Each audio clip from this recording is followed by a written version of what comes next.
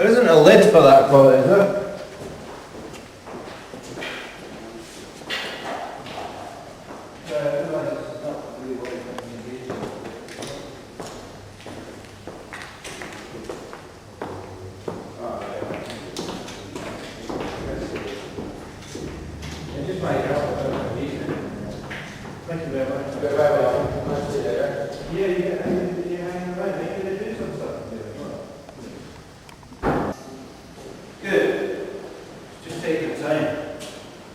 Starting to sizzle now.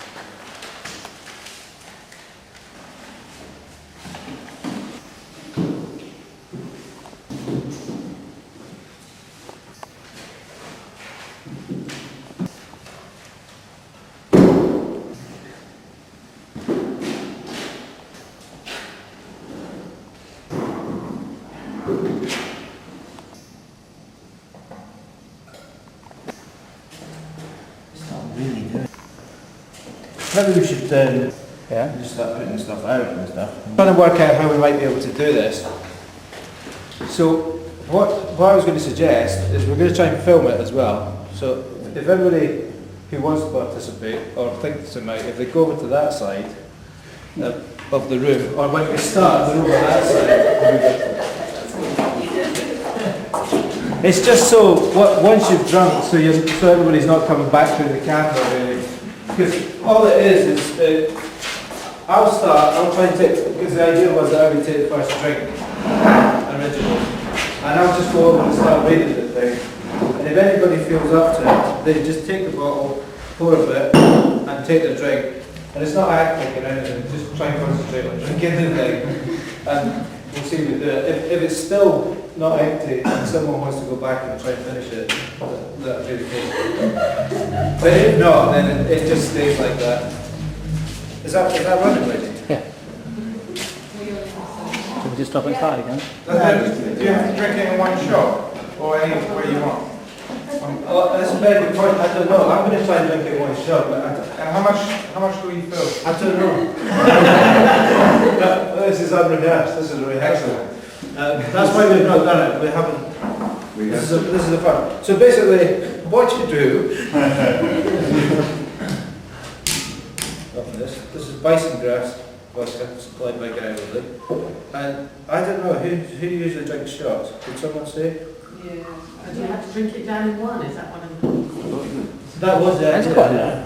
That's quite a lot. Yeah, it's a big shot. Is that a big shot? Looks like a big shot. Big shot. What,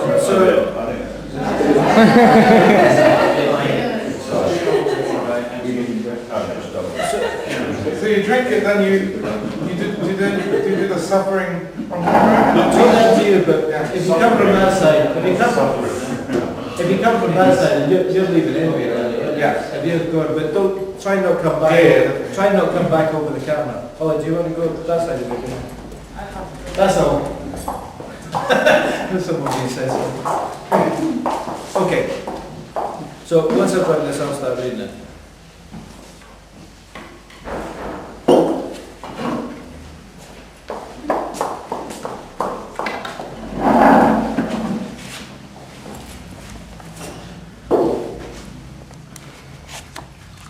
On Phenomena and Existences, number 2. Here's a bottle of vodka, of the lethal spirit variety. And beside it, you see Nikolai Ivanovich Supernov. From the bottle rise spirituous fumes. Look at the way Nikolai Ivanovich Supernov is breathing them in through his nose. Mark how he licks his lips, and how he screws up his eyes.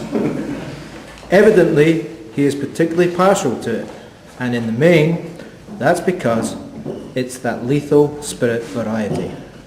But take note of the fact that behind Nikolai Ivanovich, back, there is nothing. It's not that there isn't a cupboard, there isn't a chest of drawers, or at any rate some other object, but there's absolutely nothing there, not even air.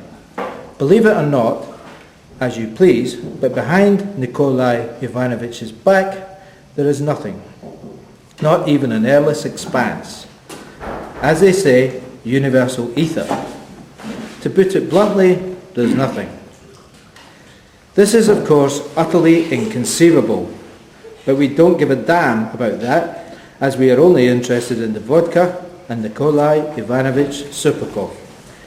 And so, Nikolai Ivanovich takes a bottle of vodka in his hand and puts it to his nose. Nikolai Ivanovich sniffs it and moves his mouth like a rabbit.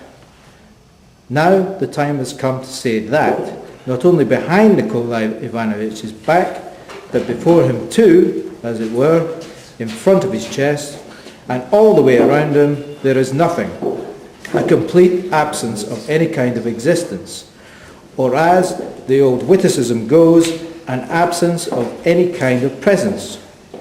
However, let us interest ourselves only in the vodka and Nikolai Ivanovich. Just imagine, Nikolai Ivanovich peers into the bottle of vodka. Then he puts it to his lips, tips back the bottom bottle end up and knocks it back. Just imagine it, the whole bottle, nifty. Nikolai Ivanovich knocked back his vodka and looked blank. Nifty. All right. How could he? And now this is what we have to say.